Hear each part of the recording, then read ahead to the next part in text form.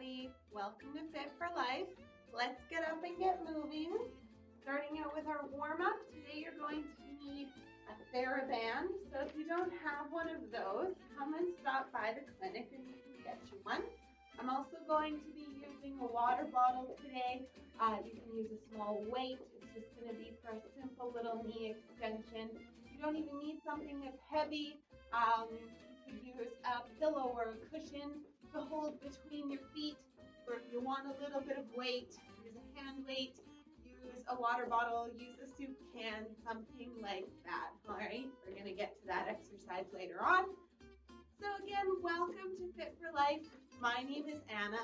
I am an exercise specialist, kinesiologist for the Aspen Primary Care Network here in Westlock.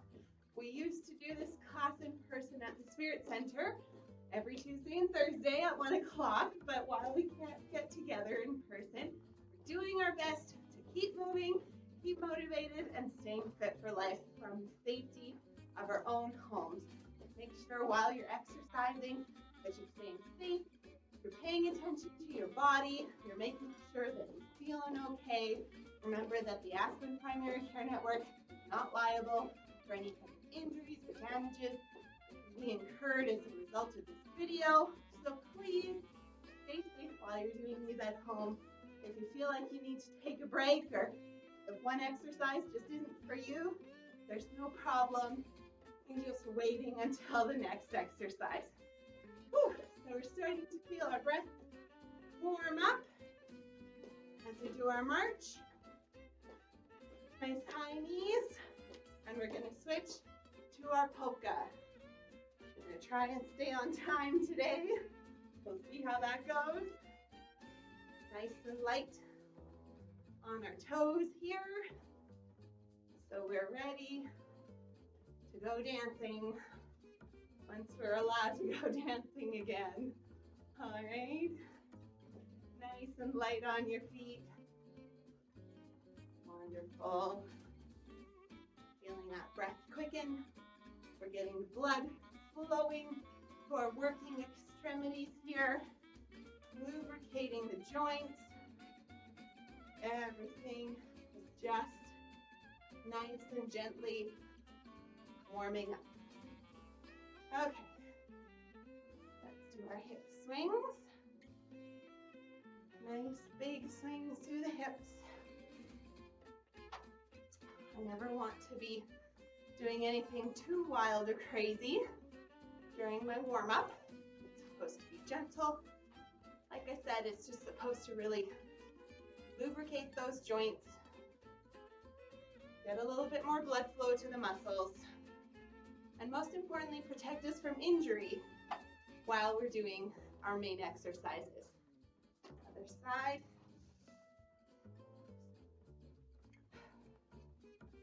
Nice breaths. Feel my lunch. It's a good idea to exercise a little while after you've had your meal, but not too far out from your meal, especially if you have any issues with your blood sugars. We should really talk about how to exercise safely if you suffer from diabetes or anything like that. That's a talk that you can come have with us here. A few little tips and tricks to watch out for. Let's start our shoulder circles, starting small, getting bigger and bigger, getting smaller again, and changing direction. All right. I can feel a bit of crunching going on in my shoulder here, but you know what? It doesn't hurt, so I'm not gonna worry about it or stress about it. All right, so let's get started. We've got some basic hip work going on today. These are really easy things that you can do to help stabilize out your pelvis, working the different rotators in the hips, activating the glutes properly. It's really helpful when we have not just hip pain, but low back pain, knee pain, balance issues, all kinds of stuff. So we're going to start out. Hold on to something for balance. You can hold on to the wall for this. We're going to do some basic side leg raises. Nice and simple. Pause at the top, coming on back down. A few things to pay attention to here. First, making sure that we're not tilting. I call this the teapot, where we kind of just pour out the other side. We're not doing that. We're staying very nice and straight in the midline and coming on back down. Second, watch that your butt's not sticking out to the back, okay?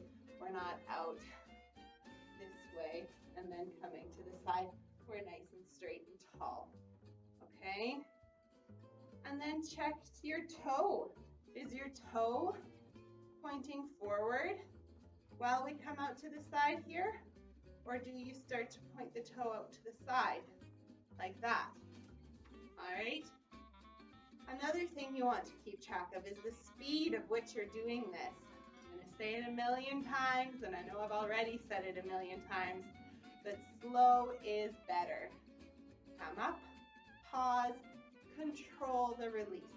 So much benefit in that controlled release, also known as an eccentric contraction. So many good things happening there. Let's switch sides.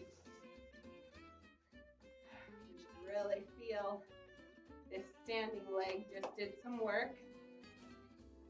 So again, all of those things, let's check in. Are you nice and straight in your midline? Or are you tilting? All right? Are you nice and straight through the hips? Or are you sticking, are you letting that butt drift out to the back? Okay. Are you nice and slow? Are you coming back nice and slow and controlled? Or are you just trying to rush through this and swinging it out there and coming back? Right? That's not nearly the same kind of benefit. Are those toes pointed nicely forward? How controlled are we here? The better quality of movement here, the more benefit we're going to get from this exercise. All right, next one we're going to do is a standing hip extension. So I'm going to show you guys a side view here. I like to hold on to something. The back of my chair here is almost a little bit low. It's going to make me want to tilt forward. So I think I'm actually going to move over to the wall. A kitchen counter is a nice height, or a wall. You're just wanting to keep it so you don't tilt forward. Just like the other one, no teapotting, no tilting. So we're going to bring this leg back, hold, and coming on back. So making sure again that we're nice and straight through the torso and slowly back. Really thinking about squeezing that butt muscle and making sure that your hips are square to the wall and that you're not coming up to the side like that. All right, your hip extension. Okay, I'm going to try it with the chair here. Switch to the other side. Standing nice and tall. Extend and coming on back down. Try tucking your pelvis under almost a little bit. A lot of us tend to stick out our butts when we do this and get this hyperlordotic curve in through the low back. Try to tuck your posture really nice and straight here and then extend the hip. You might not get as far and then coming on back. Good posture. Squeeze that glute and making sure that our back stays in a good protected position there. All right. So there's a few spots that you can put your hands as kind of a thought. Am I letting that belly fall forward? My butt stick out the back? Am I tilting forward? Am I rotating out to the side? Or tuck the tailbone under you a little bit, engage that core. We're getting real picky now that you guys have been doing this for a little while, most of you. And squeeze that glute, come on back. Squeeze the glute, come on back. All right. So the next one is the standing hamstring curl. I'm going to use the band, but I encourage you to try it without the band as well, just because we want quality over quantity. So I'm just standing on the loose ends of the band, and I have that band wrapped around my ankle there. You can fasten it however you want. Now the important thing is that we don't let that knee drift up when we're doing this. The knee stays pointed straight down. I'm just curling that heel towards my bum. Standing hamstring curl and relax. You can do this without a band very nicely as well. Just doing a nice squeeze and controlled release is really good practice for the hamstring too. And release. Really activating in through the back of the thigh. If you feel like you're going to start to cramp or anything like that, make sure you stop and take a break. Do a few more. A lot of these heavier bands like the blue is almost a little bit heavy for the hamstring curl, especially depending on your strength. All right, let's do the other side. I'm going to try out the band for a few. Again, I kind of just stand on those free ends, move that around my foot, and keeping my knees nicely down. I'm not drifting that knee forward. Curl and slowly down. Nice curl, slowly down. You can see how my knee wants to drift forward. Looking down almost makes it worse. Okay, so thinking about keeping that knee in line with the other knee, keeping the hips straight. I'm going to switch to no band and just focusing on really good quality of movement. Squeeze that heel towards the bum and coming back. Okay, and squeeze and back. A few more times. This stuff is really great. Like I said, if you suffer from knee pain, hip pain, back pain, these are really good exercises to do that are a little bit small and specific, okay? But they're good to add into your repertoire. All right, we're going to add in some heel toe raises before we get to our squats. I've got a modified squat version for you guys today. So up on the tippy toes, and then bringing the toes up towards you. Things to think about here are a lot like things I've said before with the hip extensions and with the straight leg or side leg raises. But make sure you're not sticking out your butt. Make sure that you're slow and controlled. If you feel like you're going to start cramping anywhere, take a break. That's okay. Try not to look down at your toes to see how far you're getting them up, because you tend to let the bum go the other way when we do that. All right, so looking forward, really activating those shins. Okay, good job. I'm getting a little off balance here. Okay, good job. So for our chair squat today, I thought I would do a variation on this. We've gone through a lot of different types of squats, so pick a level that is comfortable for you. Think the full chair squat, a sit to stand, a quarter squat. I have a bit of a tougher version to offer you today if you want to try it out. It is a lot of fun. Make sure that your chair is nicely behind you And what we're going to do today is the single leg sit down. So some of you guys have seen this before, but what we're going to do is we're going to bring one leg out to the front, and then as controlled as we can, we're going to sit down in our chair. All right, so if you need something nearby to hold on to, like maybe you put your chair in the kitchen or something like that, or beside the table for your balance, you can use that too, okay? But we're going to bring one leg up. I feel that chair behind me. I know it's there to save me, okay? We're gonna come up with both feet and then switch to the other leg. I can feel that chair behind my knee. I'm gonna sit down as slow and controlled as I can, all right? I feel the chair. I know it's there to save me, and I'm trying not to lose that control in the last little bit. One leg up, nice and controlled. The slower you can get down, the better, okay? We're thinking about aiming for the chair and really controlling that last little drop.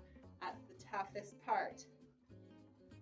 Some good control here. Trying not to collapse that knee or have it wobble too much in and out. This is a fun little one to bring attention to a lot of things like our balance, our control. Getting better a little bit. Let's do one more here.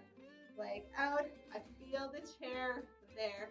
You need to hold on to the counter for balance. That's fine. See how well you can control that sit down. All right, so I have my water bottle here. That's going to be my weight.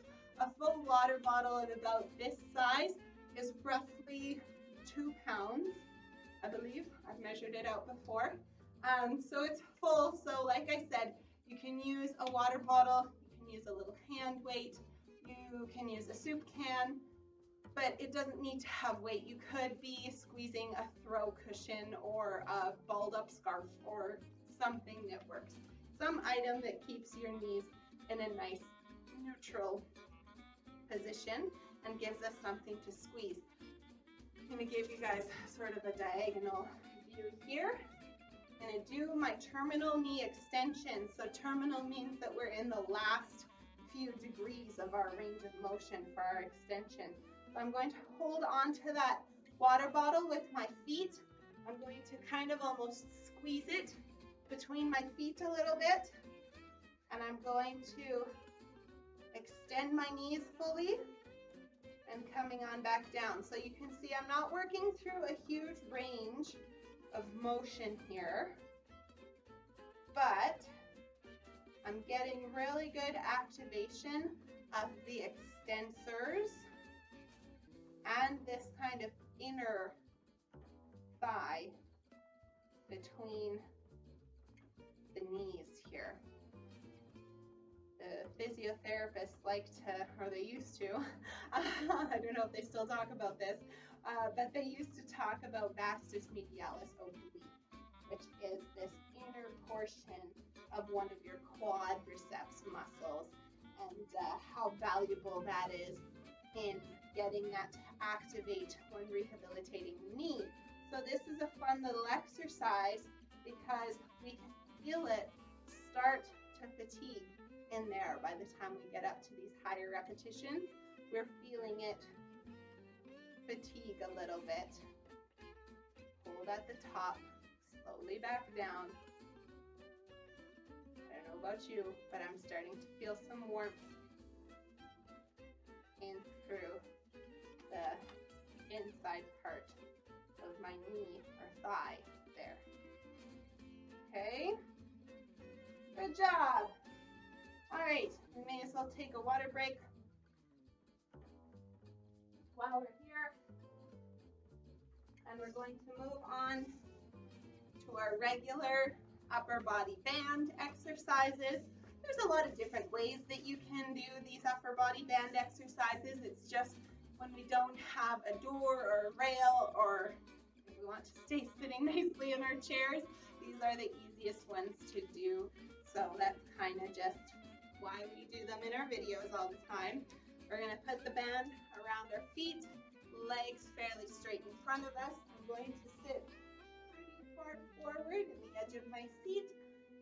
Nice, good posture, and we're going to row our boat nicely back. We're going to keep our shoulders down. They're not drifting up towards our ears. We're going to keep them down nicely. Good posture is going to keep us from a lot of pain down the road. So good, straight back. Really drawing those elbows back and engaging the back muscles as we're doing this. Really making sure that the muscles that hold us nicely upright, that bring our shoulders nicely back where they're supposed to be, that they are strong and happy muscles. Relax. Couple more.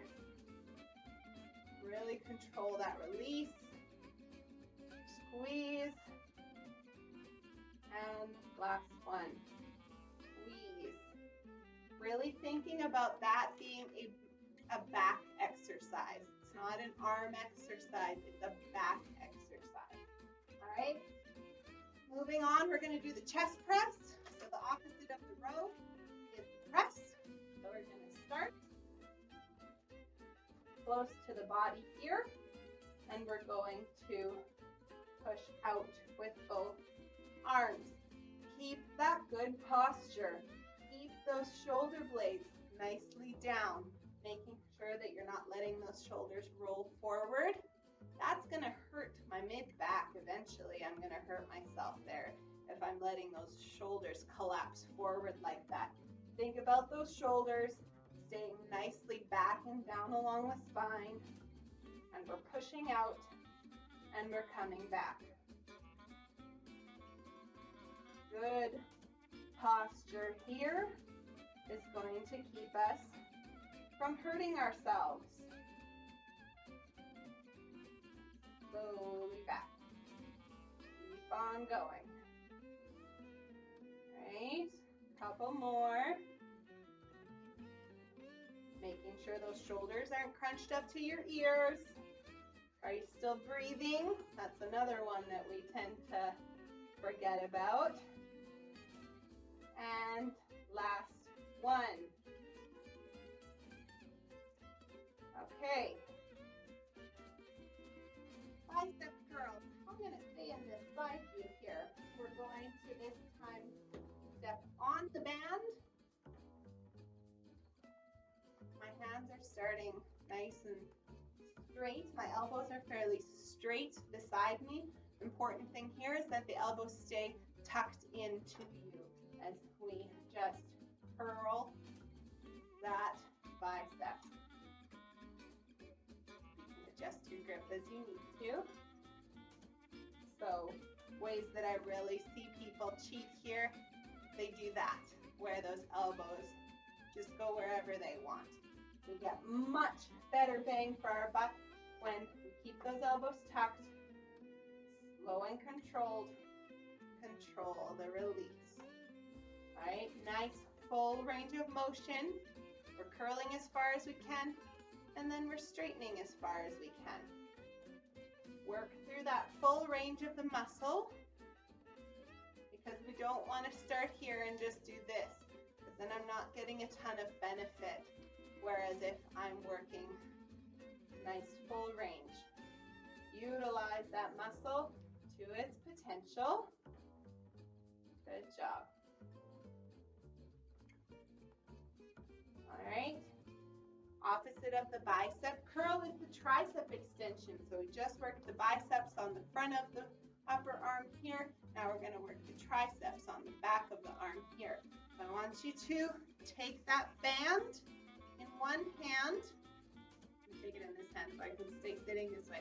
Take it in one hand, anchor it to the opposite shoulder. Nice high grip on the band, so we're starting off up here, and then we're going to straighten that arm out. Slowly release. Elbow is staying tucked, and my shoulder staying down. You can see I'm not drifting up here. And this, you can see, is exactly the opposite of the exercise we just did. Slow and controlled. Good job.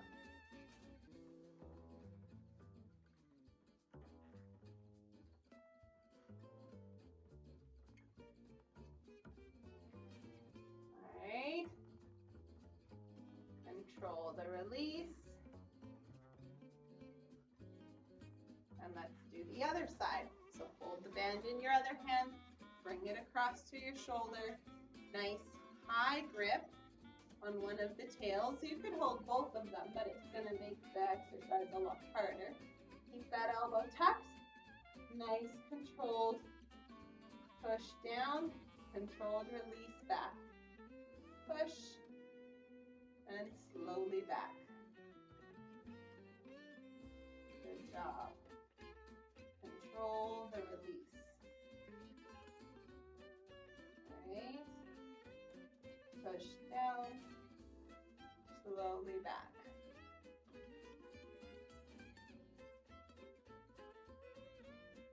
These are great little exercises also because we're staying in the lower ranges when we do them this way.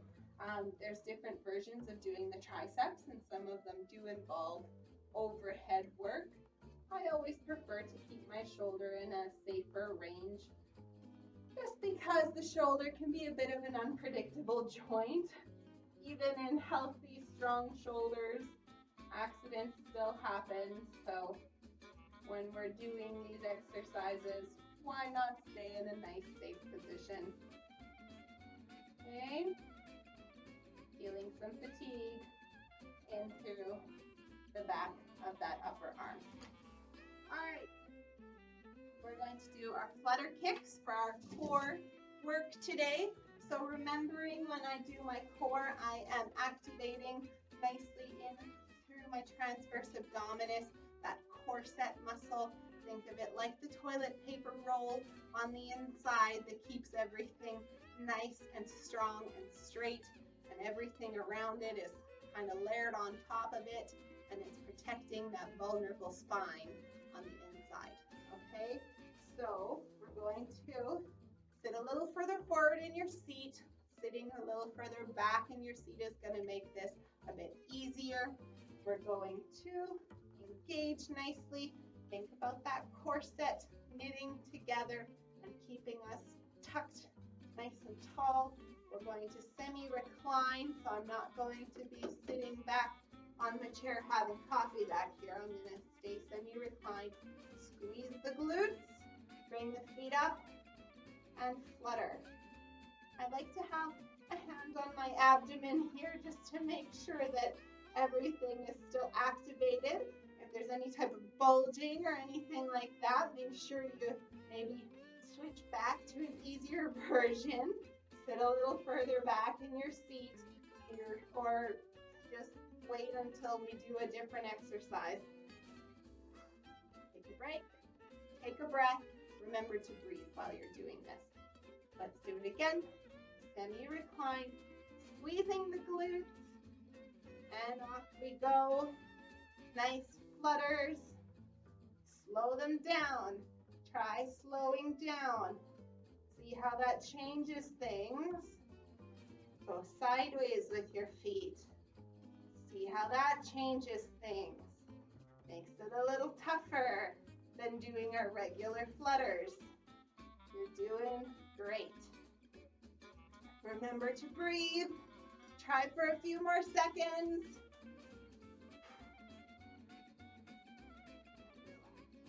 All right, let's stand up and do our balance work. We try to incorporate some balance every time. It's a wonderful thing to maintain throughout our entire lives. So let's check our tandem stand first. Tandem means that I'm standing heel to toe on a line here. So I want you to check in with your tandem stand, check your hips, check how much support you need. If you still need quite a bit of support from your chair or from the countertop, see if you can challenge yourself and do one or two less fingers than you did last time until you can get all the way down to just having one finger, and eventually we try to just have free hands. All right, try doing a bit of a weight transfer here. See how you feel. And let's do the other side.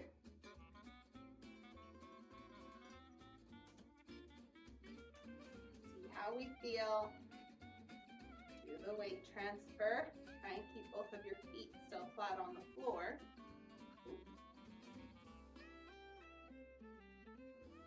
More wobbly on one side than the other, that's normal. Okay, so for our one leg stand today, now if you're not comfortable doing a one leg stand, keep trying out the tandem. It's a wonderful one. Or you can modify this too. Stay holding on. If you need some support, that's okay. The worst thing that happens is you put your foot down, all right? We're going to do a one leg stand with a 3-point touch today. So when you come onto one foot, I want you to really make sure that your hips are still even and you're not sagged in through this standing leg.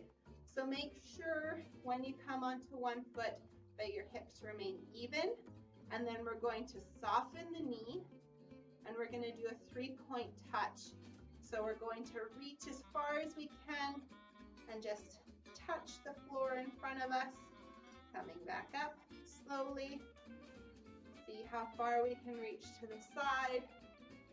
Try not to let that knee buckle in or anything like that. We're going to touch, slowly coming back, and then to the back. How far can we reach back? Just touch. I'm not actually putting my foot down. I'm not putting my toe down, and then slowly come back. It's a lot of work for that standing leg. Let's do our other side. Plant that foot, check the hips, that when you come onto one foot, your hips are staying nice and balanced and they're not sagging, okay? Make sure you're balanced here, soft through this standing leg,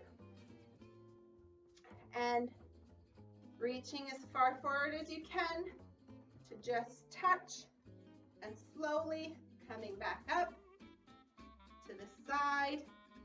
Try not to let that knee collapse. Just touch, slowly coming back. Try not to jack in the box, back. And then to the back, we're going to touch. Whoop. And slowly coming back. Okay? Great job. We're going to do our stretches to wind down here. So starting off with our calf stretch, plant the heel behind you, nice and long. Toes are pointing forward. We're going to lean into that forward leg a bit. Keep that heel on the floor. Feeling a nice pull in through the back of the leg there. Okay? Feeling good there. On the other side, with our stretches, we're always nice and gentle. We're just going to that point of initial discomfort.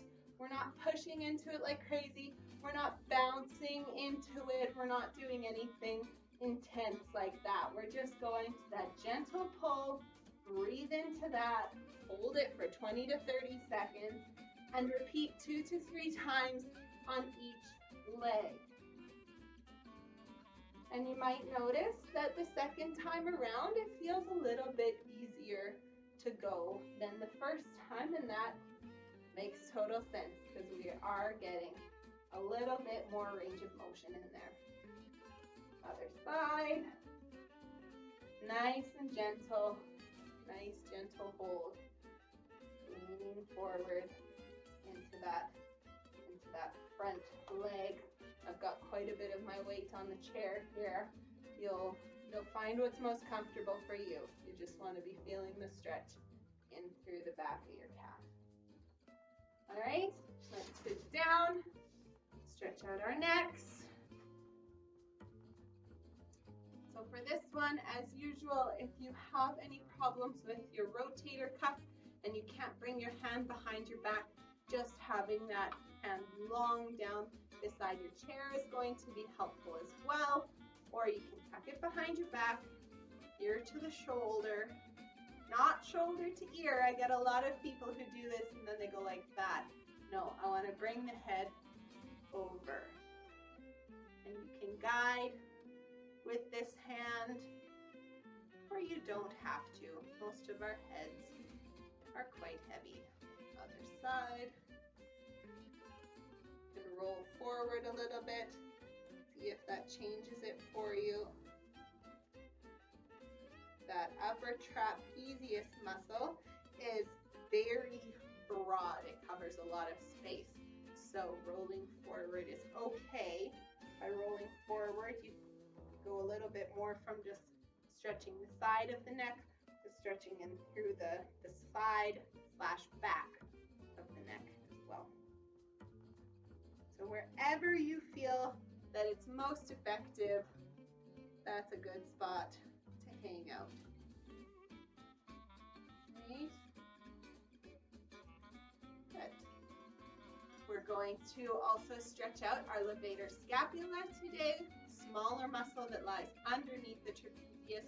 So instead of putting this hand behind your back, you're going to place it on your shoulder. If you can't have it way up here, that's okay. Just having it sort of a little further down is all right too. You're going to turn your nose away from that side, tuck your nose down towards your armpit, and just help with your other hand tilt the head down a little bit more. We're going for a nice stretch in through the back of the neck there.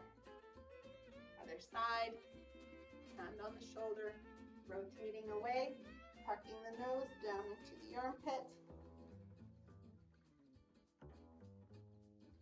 Feeling good there.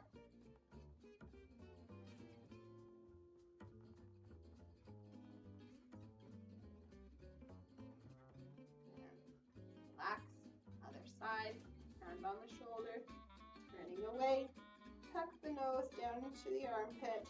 This muscle is responsible for a lot of tension headaches. Very common to have tender points in through this muscle here. Relax, and the other side, rotating away, tucking down into the armpit. If you feel like you're having any kind of pain or anything like that with this one, just do the upper trap stretch. Again, don't push into pain. Pain does not equal gain. Or if you feel like you need more help, call the office and we can chat with you as well. Let's do our twist. Nice, stay in our seat. From our seat all the way to our crown. We're really trying to look as far as we can over that shoulder. I like to engage the chest with this as well, really reaching for the back of the chair with my arm. Getting that chest stretched out a little bit while I'm here. Kind of nice to do a bit of a 2-in-1. Other side. Stretch. Good twist. Very functional movements here. Being able to do this twist. Good job. All right. We're going to stretch out our glutes. Remember on the last one, we talked about a bit of a gentler piriformis stretch that goes this way. I still like doing this one. So this is the one we're going to do today. Ankle on top of the knee, sitting nice and tall, hinging forward at the hip. Thinking about really nice, good posture here. Of course, if you have any type of joint pain or anything like that here, it might be a good idea to do the other piriformis stretch that we did last time. Posture is really well kept in this version. You think about really sitting nice and tall and then hinging forward, and I'm not losing that low back here. Okay, so that is why I really like this version. But if you have any type of pathologies going on in the hip, you might want to do this version where you just cross the foot over the knee, draw this knee towards the opposite shoulder, and turn into, twist into that a bit, and feeling a big pull in through the buttock there. All right, and the other side. Sitting tall, leading with our chest. I'm not thinking about trying to get further down here. That's not the goal. The goal is not to get my chest to my foot. The goal is to maintain good posture, to feel a good effective stretch in through this glute, in through these hip rotators, and to protect my back while I'm doing it. Okay, good job. Let's do our hamstrings. I'm going to do a side view for you guys here. We're going to plant the heel, engage the toe, sitting nice and tall. Posture, posture, posture. Somebody's going to have to count once how many times I say posture in one of these videos. Hinging forward, feeling a nice stretch on the back of the leg here. Let's do the other side. Plant the heel, engage the toe, sitting nice and tall, and hinge forward. Again, thinking very open with my chest here, leading with my chest. The goal is not to touch my toe. That's not the goal, because you can see my back completely collapses here, and I lose my hips. I lose that stretch. So that form, I said form there instead of posture, is my goal in getting a good, effective stretch and hinge. All right. Feeling that nicely in through the back of the leg. Do the last one here. Plant the heel, engage the toe, sitting tall, hinging forward. So like I said before, if you guys have any kind of troubles or questions or anything like that, feel free to contact us here at the Aspen Primary Care Network Health Home in Westlock. You can also talk to your family doctor about seeing a PCN for an exercise specialist.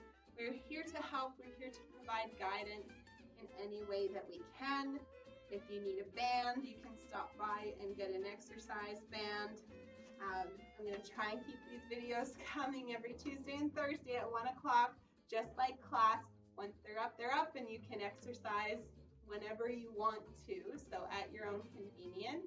I hope you guys are keeping well. I hope you're staying safe and staying healthy, and until next time, we'll catch you later. Take care.